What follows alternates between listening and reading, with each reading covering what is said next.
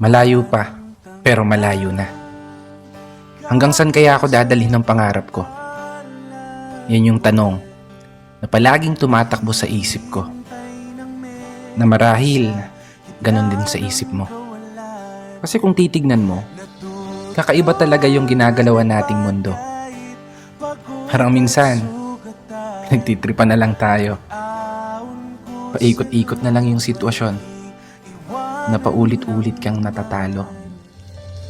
Oo, minsan, may araw na panalo ka, pero mas madalas pa rin yung nadedehado.